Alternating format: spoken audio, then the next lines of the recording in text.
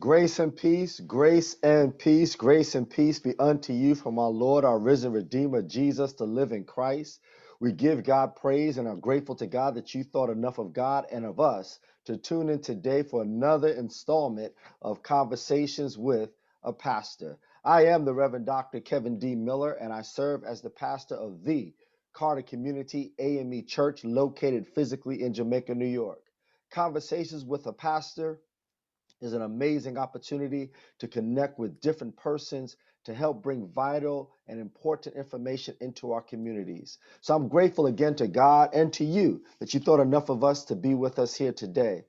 Our guest today is none other than the doctor, the one I call the doctor, who I've known for a bit, Dr. Alford A. Young, who is the Edgar G. Epps Collegiate Professor of Sociology and Afro-American Studies at the University of Michigan.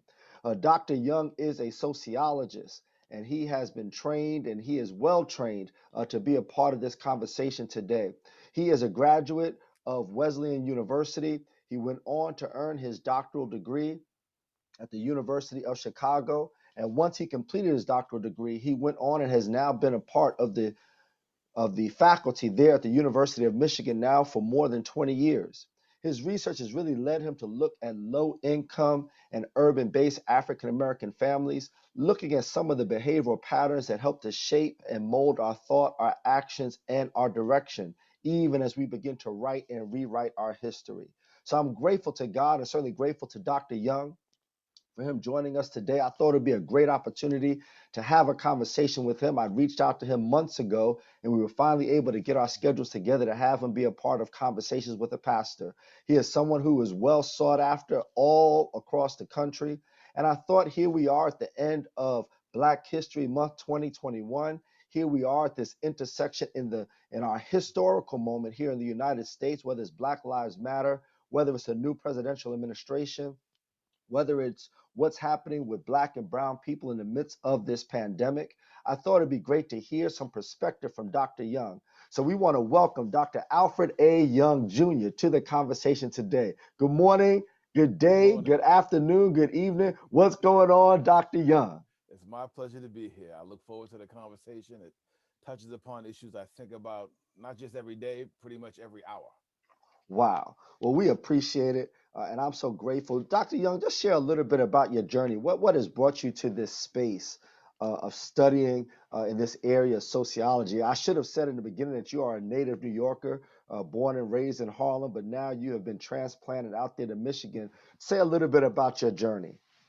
Well, indeed, and I'll start with the end by saying that being in Michigan, small college town, Ann Arbor, Michigan, has given me ample opportunity to think about the urban experience and its bearing upon African Americans.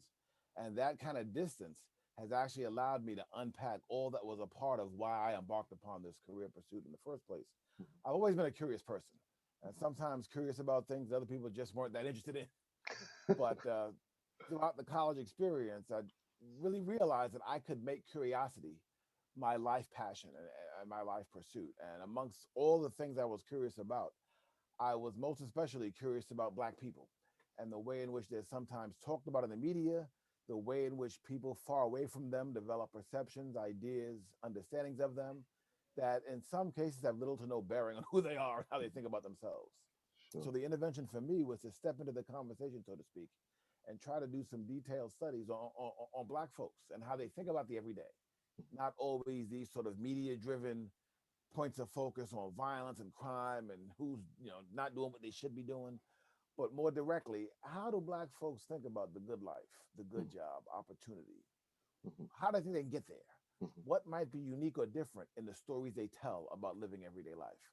So that's been the project for me all the way through, and it certainly has been something that has surfaced today, mhm. given all that's going on, and it's put me in some conversations about the present moment. And I look forward to having that conversation today as well. Well, Dr. Young, I mean, I know you're married. I know you have two sons.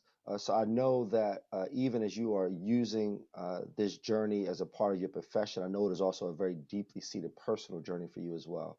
When you talk about Black and brown families, you talk about our communities and where you have come from, and certainly where you have tried to have influence. We find ourselves here at the end of Black History Month, 2021. And ironically, recently in a sermon, I talked about then and now, and what has changed in between, a year ago versus now. So I'm just curious, just what are some of the things, some of the impulses you have seen, some of the tendencies you've seen in the midst of a pandemic, in the midst of racial unrest in this country, the likes of which we haven't seen in 50 or 60 years. From your perspective, what are some of the factors that have led to this moment? I can't believe it was just the fact that Donald Trump was president. I've got to believe there were some other things that played into this. So, what are your thoughts on that? Well, this moment for me has brought about a lot of newness, but also a lot of the need to return to the past. Hmm. And by that I mean that, let me say, in the first case, we are in between two moments that for me capture precisely what the struggle for African Americans has been in at least 50 years. On the one hand, there's this immediate realization that violence is inflicted upon Black bodies, that there's still this sense of, can I be safe walking down the block, sitting in my car, going to a store, watching birds, whatever kind of everyday behavior we engage in, you can be at the forefront of threat, if not suffer violence. And Sure. that's the most immediate kind of condition, troubling condition that's affected African Americans.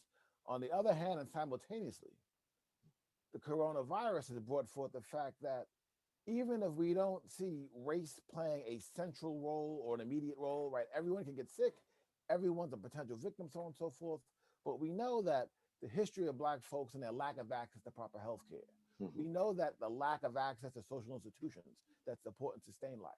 We know that the lack of attention to the resources that enable people to, on their own, take action plays a role in how the coronavirus is unfolding in Black life.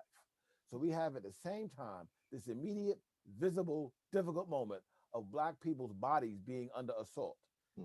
and this less visible, more under the surface, more Hmm. indirect ways Yeah, yeah, that yeah. illness is bringing up everything that's been at root um, for tensions for Black folks in dealing with social institutions. So it's really a perfect but imperfect combination of the two kinds of conditions that we've been struggling with forever. I appreciate you kind of creating these two paths here in that response.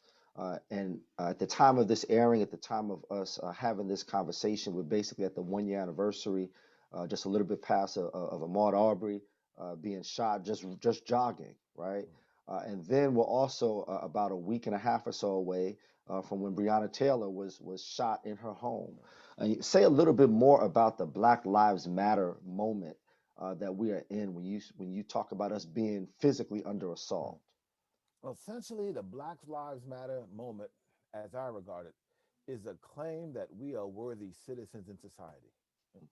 Over and against a bunch of people that have been trying to say, well, why only Black lives? What are you trying to advance by just talking about Black lives? Why are you neglecting the rest of us? No, fundamentally, what's at stake is the claim that we want recognition Hmm. as equal citizens, as people that can fully participate in the everyday. Again, what do I mean by the everyday? Watching a bird if you want to watch a bird, Hmm. walking down the block, being in your car, all these moments that Yeah, result in yeah, yeah. people facing death. Right? So Black Lives Matter is a claim that we still have so much more work to do as a society to recognize the legitimacy of Black life. Hmm. And that takes it beyond the actual encounter. And I don't erase the encounter, they're critical. But ultimately, for every Black person, the claim is that I am a legitimate citizen in this society. Hmm. Now, the other piece behind that, Dr. Young, is you point to this times with the coronavirus, and when you look at our communities, one is having access to fair healthcare services, but the other piece is this fear that's within our communities regarding this access. There are so many people, certainly within my congregation, within our communities, that have said, I'm not taking this vaccine, and there are some historical reasons for that I absolutely understand. So, how do we wrestle with these moments of wanting access, getting access, but being fearful of that access all at the same time?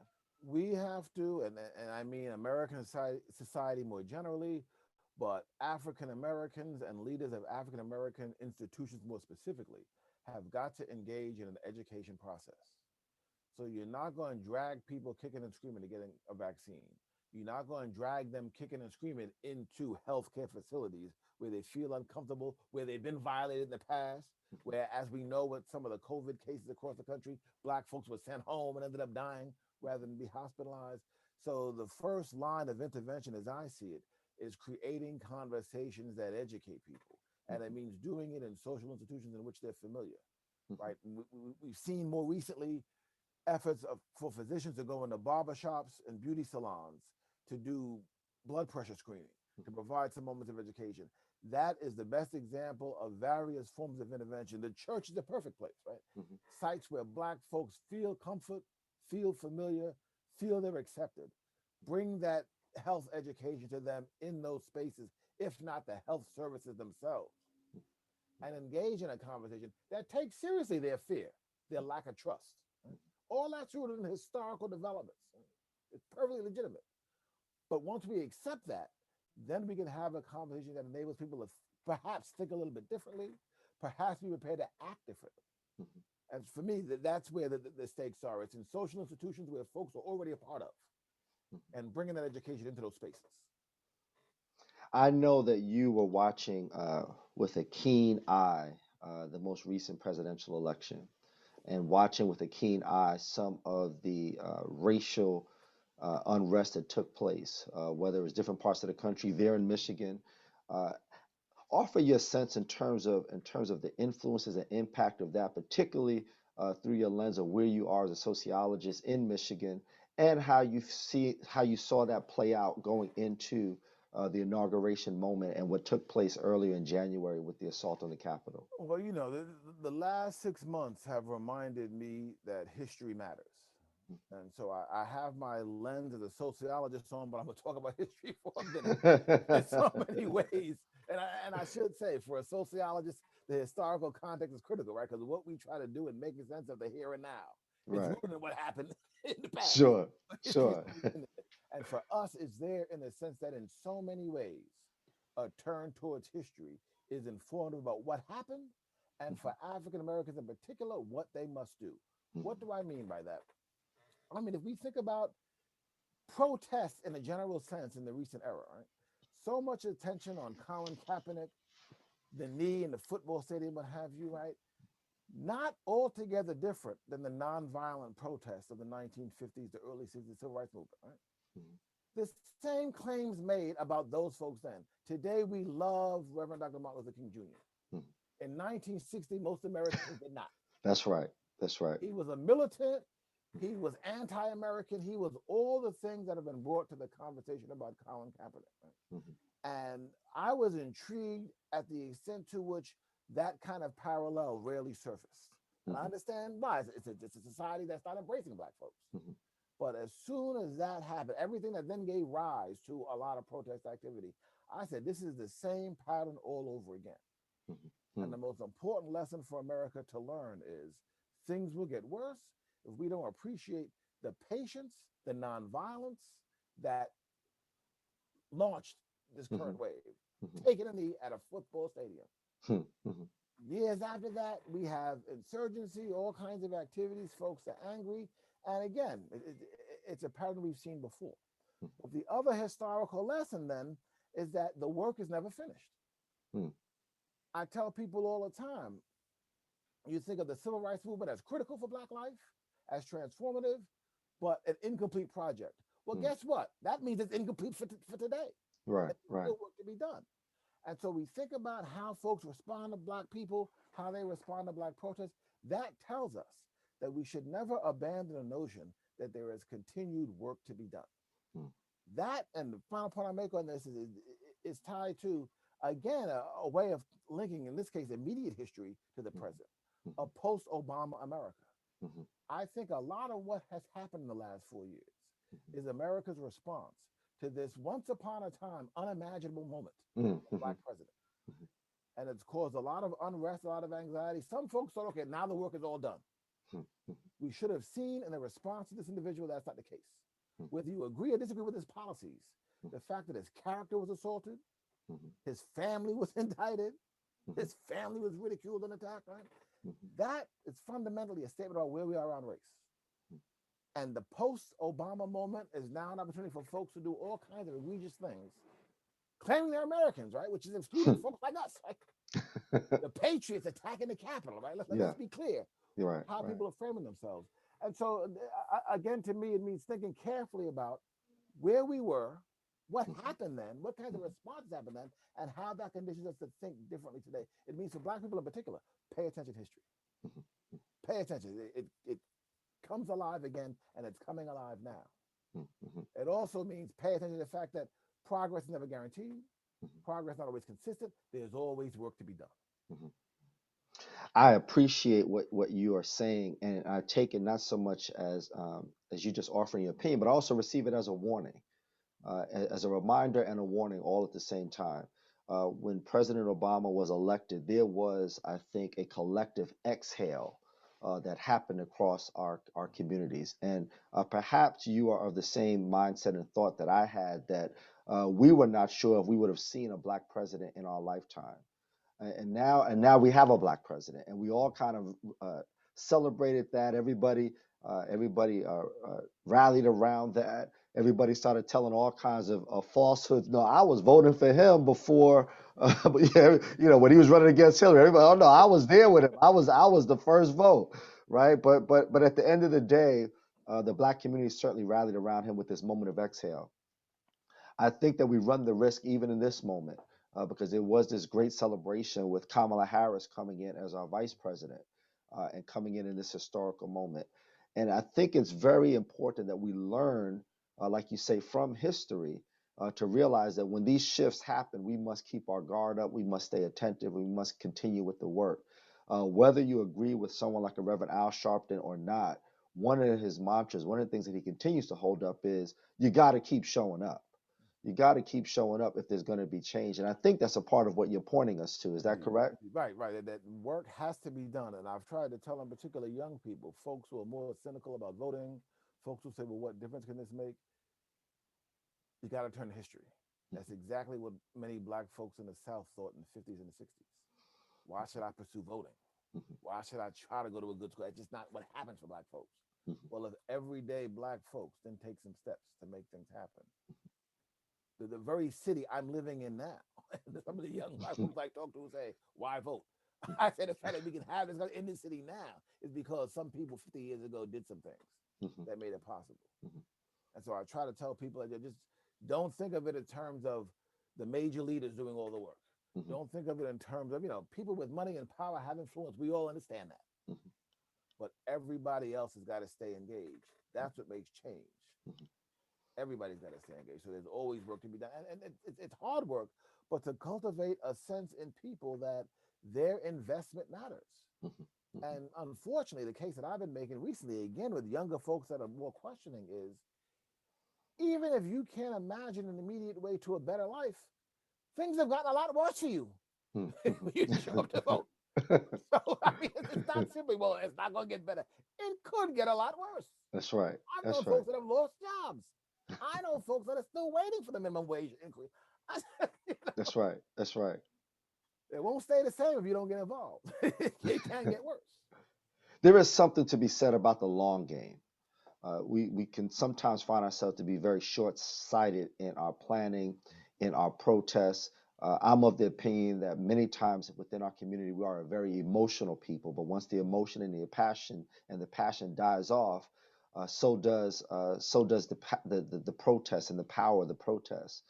But there is something to be said about the long game. When you talk about voting, these were people who did not have the right to vote, but they believed that we should have the right to vote. And some of them never even saw the right to vote come to pass. They lost their lives believing in this. Some people believed that there was going to be a Black president someday, and some people lost their lives never even seeing a Black president. And you know this as well as anybody, that being a child of the civil rights era, if you will, many of those giants are passing away.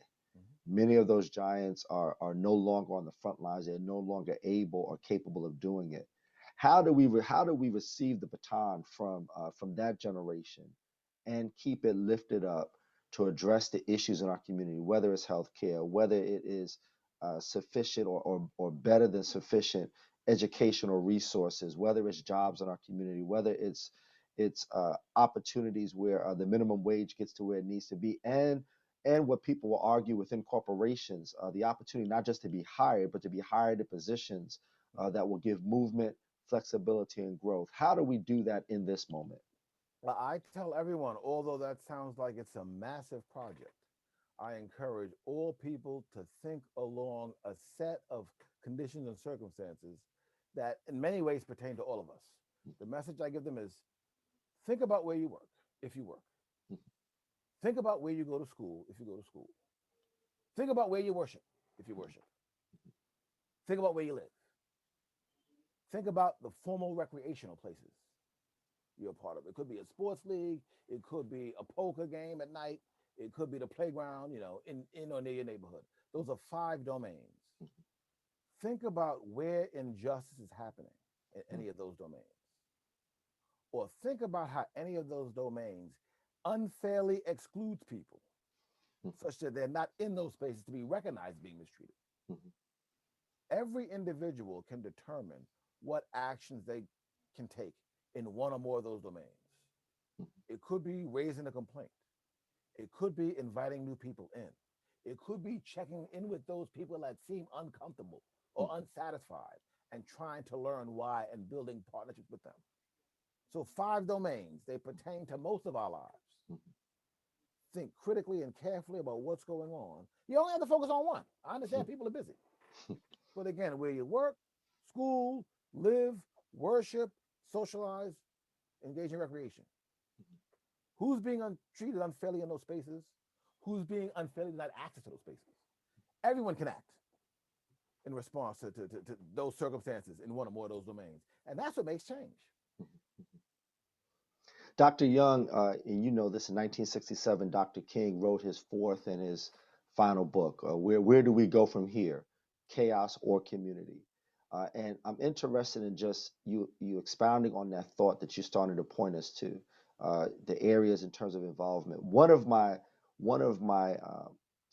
challenges, and certainly one of the things I have deeply embraced in this season, is activism.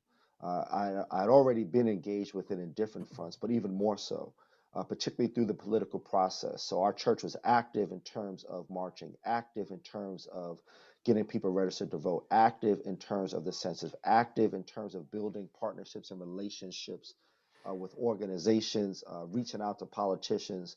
So Carter community has started to take these steps. But my question is not just on the local level, because I think that's critical. I think that's absolutely critical to know who's running for your school boards, to know who's running for city council seats and state senators. But I also realize that you may know this, but here in New York, this year will be the biggest turnover of elections in the history of New York City.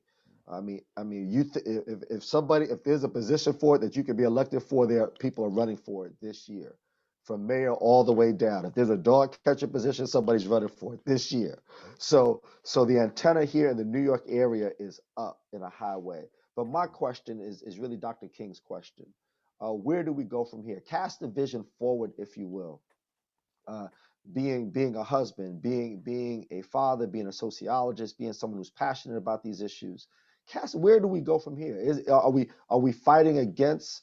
Are we fighting to get towards community, or are we just slowing down the advance of chaos? But chaos is inevitable. Where do you see this I going? think it's both. I think where we go from here is, first of all, realizing the multiplicity of the challenges before us.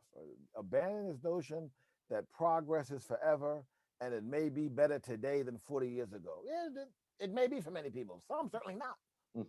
Many it may be, but it's staying focused on what work has to be done, and staying focused on the different ways in which Black people live their lives, such that we can be broader in incorporating them into our vision and being willing to work with them and recognizing them. So I say that quite literally as a New Yorker that has spent 24 years in Ann Arbor, Michigan. I would have never thought I would have spent this much of my life in this place.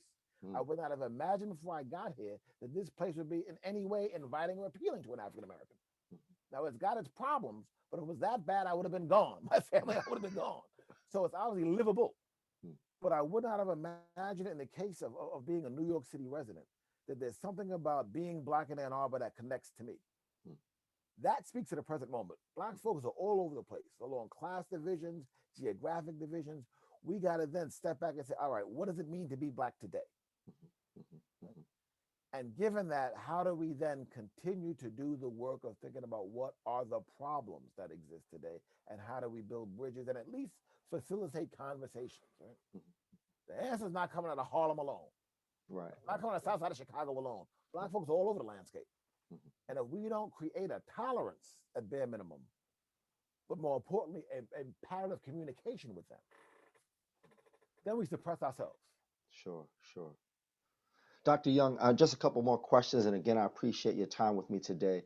I would be remiss to have to be in this conversation with you and not ask you about one of your deep-seated passions, and that is the molding and shaping of the minds of young Black men.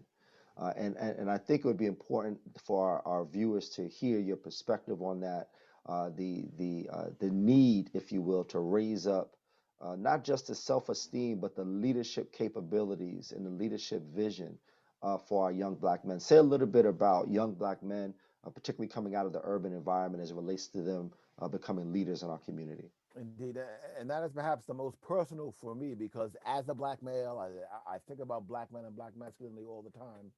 As I think about the issues that really push me to do the research that I do, Mm, a lot of the work has been around Black men in particular and the public misreading of them.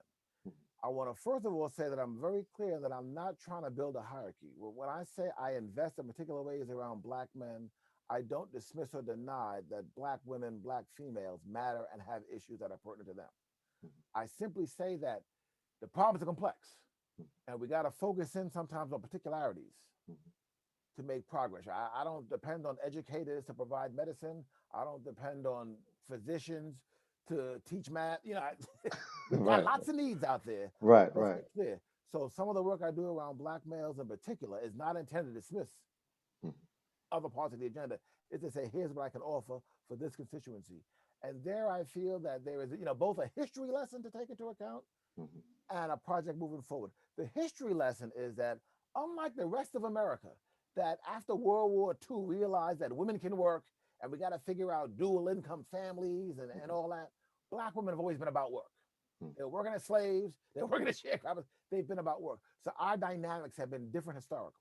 mm, mm, And we got to understand that today. When I deal with Black men who are out of work, who are struggling, mhm, this notion of, well, I should be ahead of my, when historically you haven't been. mm, We've all been in this together. So mhm, let's abandon that notion, right? mhm, Let's instead think about what do I need for myself to be a partner in society, mm, whether it's a partner with someone at home or a citizen. And that's a part of the project around Black males. I don't want folks, Black males, to embrace this notion of they fail because they're not leading, mm, and and, and therefore something's wrong with both society and myself. mm, No, we all got leadership potential. We mm, all got leadership capacity. mm, Let's focus on how to make you a leader who's a partner with others. And that means getting away from some of this, I got to be the one in charge all the time, or I can make all the decisions. So mm, there's a psychological project at mm, stake, there's a mhm, cultural project at stake, but then there's also an effort to then remind Black men that in many ways you pose a threat. mm, It's not a surprise you're being shot at. That's slightly mhm, higher rates than Black women. Black women are mm, too, but mm. it's very Right, clear. right, right, right. And so, there are ways in which you pose threat Mm, and how to manage that, how to think about that, mm, how to, and I don't mean apologize for it, but mm, I mean just know what the stakes are for you as you walk the streets every day. mhm, Right? So get those of us that have inside understanding, share with Black males what you know is going on for them in particular, mhm, but invite them to grow and develop in ways where they think about being partners, not necessarily out there ahead of everyone, mhm, but partners with others. And it's complicated, it operates in different ways, but that's the general message that I try to deliver. And think about who you are in particular, but then grow and develop as partners because the Black experience has been about partnership experience. Like I said, women have been at work like men. mhm, They've struggled like we have. mhm. The only way we get through this is through a partnership. I appreciate you naming the particularities around this, not to be dismissive of any other issue or any other problem, any other concern, But sometimes it's been my experience that we try to cast the net too wide, Mm. and everybody is not skilled to address every single issue, every single concern. Everybody has a part to play in the success.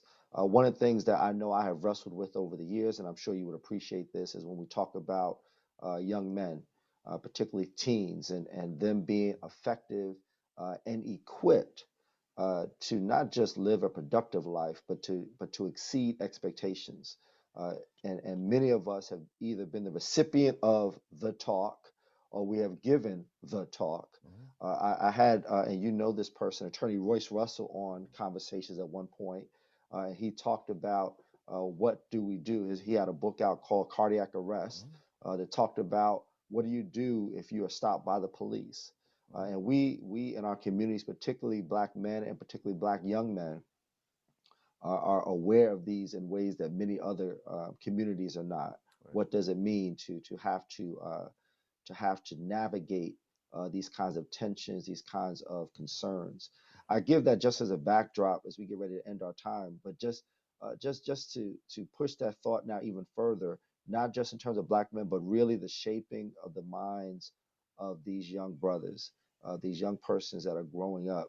I know that my mindset has always been, particularly around police stops, that if I was ever stopped by the police, Mhm. I have the same job that officer has. That means I want to get home alive tonight, Right. right? So what do I have to do to make sure that all those things kind of play out? And that's a different experience, I believe. It is a different experience and conversation for black men, young black men, and young boys. But speaking specifically for the boys, speaking specifically for these young men, what insight would you offer to help us all navigate these moments? Very directly. One of the things I say all the time is your anger is legitimate. That can't be the basis for your response. Mm, And I say that in terms of dealing with young men who are talking about dealing with the police, young men who are sometimes inappropriate or aggressive with the partners in their lives, right? Young men who at home have issues and act up and things go wrong. Young men who turn to substance abuse and what have you to cope with anger. mm, The first order is the anger is legitimate. mm, I'm not going to deny that you have no right to feel the way you feel. It's how you act upon the anger mm, and how you manage the anger that preserves yourself. Right? mm, Before we get to being of relevance to other people, I'm gonna ask you to think about saving yourself. mm. And that Sure, means, and for young black men in particular, so much that happened is out of anger, out of hostility, out of frustration. So rather than try to step in and say, don't be angry, I say, let's think about how we better manage your anger, your legitimate mm, anger. mm, mm. And again, that's inviting people into being recognized as human. I get, given all the moments you talked about, why black males can be angry about a lot of things and not Sure. trusting and disappointed and caught up with just trying to deal with the present. The other point I try to say is don't let your anger get in the way of thinking about the long term.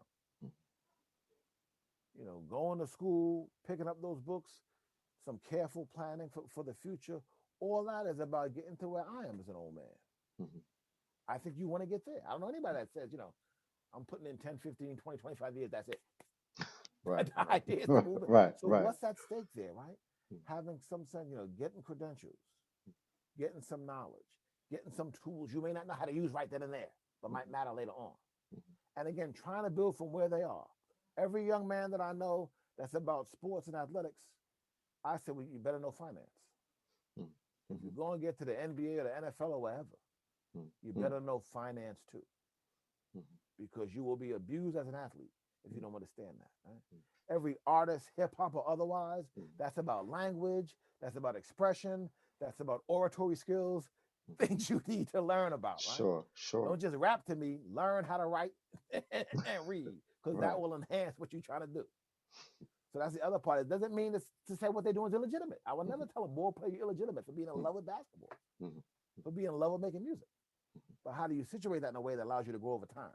mm, So mm, that's the other half of it. How we deal with the anger, how we deal with sometimes the lack of realization of what skills and tools we need mm, that will help us endure into later life. mm. So that's the project for black males in particular. Dr. Young, I am grateful to you for our time today. Just one last question. This is Conversations with a Pastor, and it is done through a Christian perspective. I would want to just ask you, uh, giving these uncertain times, knowing where we have come from and where I believe we can imagine we are going, how does your faith in Christ help to shape your work and shape what you do on a day by day basis? Very directly. And I'll say I'm a Roman Catholic and have thought deeply, particularly in the past couple of decades, about what it means to be a Christian, what it means to be a Catholic as a particular kind of Christian. Mm, And everything that I say might seem contradictory given what I do as a researcher. But mm, again, it's a part of the entire me, right? mm, For me, faith, conviction is everything that's beyond the actual facts of reality, right? mm, So faith for me is a level of comfort and investment in that which I cannot explain, mm, that which is beyond my human capacity. Right? And that level of humility for me is sustaining and important to maintain because as much as I believe in study, in research, in fact finding, and interpretation, mm, we we're nowhere near having figured it all out. And there are things that go on for us that are above and beyond us. mm, That's the domain of faith for me. mm, And it means having a belief in a higher being. It means recognizing that there are forces and factors beyond my ability to understand, predict, mm, control. mm, And that's what keeps me grounded. It also means thinking again about some language I used earlier on about being a citizen of the community. mm, Why do so? Why not just be about self? mm, Why not? Well, there's a Christian ethic around the fact that we live with others mm, and if we take it more fully for others. mm, And that for me is what grounds this notion of being a responsible citizen, being recognized as a citizen. So that's all about faith for me. mm, It's not just political theory. It's not, right? It's fundamentally about faith in God and what the mandate of healthy living is all about. You sparked my curiosity, and I don't want to leave myself hanging. I don't want to leave the audience hanging. But you have identified yourself as a Roman Catholic, and over the past month or so, I've had AME, African Methodist Episcopal. I've had Baptist. I've had United Methodist. And when I think Harlem, and I think, and we talked about this offline about this recent documentary, The Black Church. This is our story. This is our song. It's I would imagine if somebody is curious, how does a young brother coming out of Harlem avoid Baptist, avoid AME, avoid AME Zion, and finds himself rooted in the Catholic faith and in the Catholic tradition? Unfortunately, the most direct answer I have is I don't know. But what I will say is, um, I'm in this unique blend of both sides, mother and father, coming out of family traditions where there was a late turn to Catholicism by one or more of their parents. Mm, So I actually watched my mother's mother get baptized, and I mm, was baffled. I was a young child then, but mm, I said, "Isn't it just babies baptized in the Catholic Church?" She was well past 60, and mm, had turned to Catholicism late in her life, but wasn't baptized so well past 60. mm, Similar kind of dynamics on my father's side. So we have all of the, or several of the traditional Black religious foundations in our history.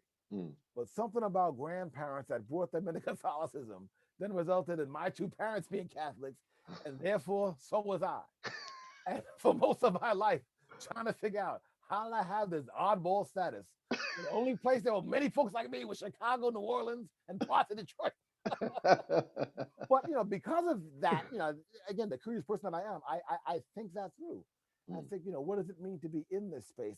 I think there's certainly a space for Black Catholics mhm, and a space for Black Catholics, and very much like this moment, mm, to converse with other mm, Christians mm, mm. about who we are, what we believe, Sure, and sure. that I do all the time. Mm, But beyond what I just said, I can't quite figure out. I wish I could. I wish my grandparents were alive so I could ask them what happened. How did we go down this route? But that's the case. Well, Dr. Young, I want to thank you. Thank you for making time for this conversation today. It's a very rich and vital, necessary conversation. I appreciate it. If you will allow me, I just want to offer a word of prayer and just thank Indeed. God for your presence. Gracious, loving, and wonderful God, I thank you. Thank you for Dr. Alfred Young Jr. Thank you for Carla. Thank you for his sons. Thank you, God, for his journey. And God, thank you for his commitment to curiosity in the midst of this struggle. His voice has been a necessary voice. It has been a shaping voice. And God, in that need for our communities, we are grateful. We're grateful for Dr. Young and for others like him who are living out this mission, living out his calling, and doing this vital and necessary work that is essential for all the things that we have to face each and every day. So, God, I ask a special blessing upon him, his wife, his sons, his family, his work there at the University of Michigan. And even as he continues on this journey, I pray that you would continue to spark his curiosity and give him the needed insight that he can help impact and influence change, positive change for me, for others, and certainly for our communities. This is my prayer in Jesus' name. Amen. Dr. Young, thank you so very much. Hold on for a Thank minute. you. I just want to share your information in case persons want to get in touch with you. Indeed, indeed. Again, beloved, today our guest was Dr. Alford A. Young Jr., the Edgar G. Epps Collegiate Professor of Sociology and Afro-American Studies at the University of Michigan. He is a published author. He has a number of books, has a number of articles out there. You have seen those pop up at different times in the chat. While we had this conversation today, I invite you to read. He talked about reading and writing and getting educated and staying educated. So I'm certainly grateful to him for spending this time with us today. You see, if you want to reach out to him, his Let me email just say, address. add the you before Mish. I didn't notice that before. I apologize. Put Oh, you in there before Mish. So you Mish. gotcha. Okay, so let me give the email address, which is AYOUN, no G, at umich.edu. UMich, as in University of Michigan, UMich. There we go. So AYOUN at umich.edu.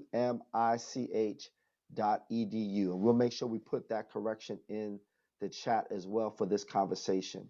Next week's guest, we invite you. I have some extraordinary guests coming up in the next few weeks. Reverend Dr. Chanel Smith. And you see her website there. I invite you to check it out before we come together. ChanelTSmithConsulting.com. Gigi Gilliard from GigiGilliardDevelopment.com. And Reverend Lashana Smith at LashanaSmith.com. And I invite you to go check it out over these next few weeks because we are in Women's History Month. And each of these women have written extraordinary books. Each of these women are entrepreneurs. Each of these women are engaged passionately. But in these conversations, they will be transparent. They will be transparent about church hurt. They will be transparent about some of uh, the labels that people have put on them, trying to define them.